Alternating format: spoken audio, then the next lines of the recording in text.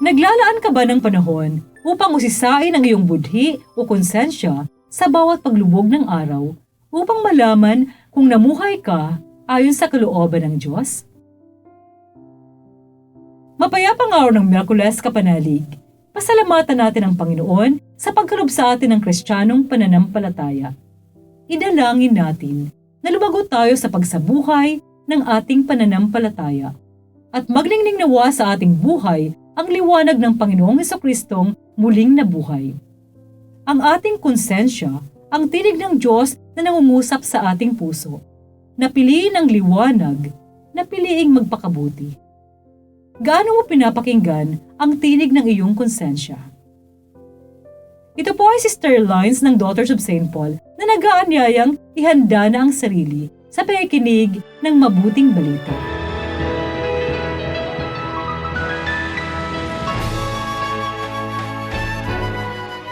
Malakas na sinabi ni Jesus, "Ang naniniwala sa akin ay hindi sa akin naniniwala, kundi sa nagsugo sa akin.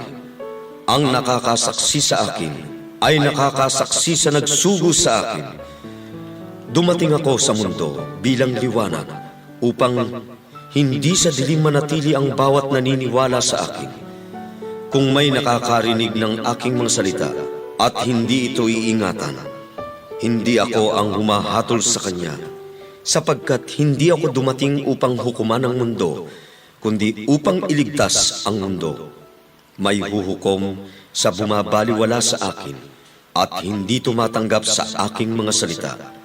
Ang salitang binigkas ko ang huhukom sa kanya sa huling araw, sapagkat hindi ako nangusap sa ganang sarili. Ang nagsugo sa akin, ang Ama, siya mismo ang nag-utos sa akin kung ano ang sasabihin ko at paano ako magsasalita. Alam ko na buhay na walang hanggan ang utos niya.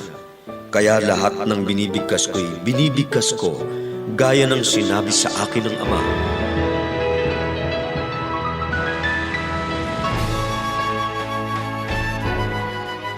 Si Jesus Maestro, ang ilaw ng sanlibutan, at hindi mananatili sa kadiliman ang nananalig sa Kanya.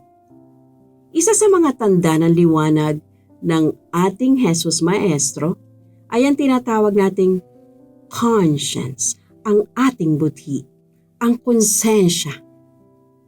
Handog ni Lord ito sa atin. Sa konsensya naroon siya bilang liwanag. Siya ang kumikislap na inner voice na nag-uudyok sa atin na gumawa ng mabuti at maiwasan ang masama by all means. Kapag sinabi natin na, "It is against my conscience," para na rin nating sinasabi na, hindi ko ito kayang gawin sa harap ng liwanag ng aking tagapaglikha. Kung tutuusin, ang sinumang hindi nakikinig sa sariling budhi, lumalabag sa dignidad natin bilang tao at bilang anak ng Diyos. Kaya't nararapat lang na hulmahin ang ating budhi at kamalayan. Sa biyaya ng liwanag ng ating Jesus Maestro, dadalhin niya tayo sa kanyang School of Conscience. Ito ang nagbibigay sa atin ng direksyon sa ating buhay. Una, ang self-criticism. Pansinin at aminin kung namamali na ang ating iniisip, sinasabi at ginagawa. Gawin nating reference ang liwanag ng salita ng Diyos at ang liwanag ng mga turo ng ating simbahan at laging itama. Ikalawa ay ang reorientation, kung ano ang narinig, natutuhan at nakasanayan natin mula ng bata pa tayo. Apektado ang decisions at actions natin ngayong grown-ups na tayo.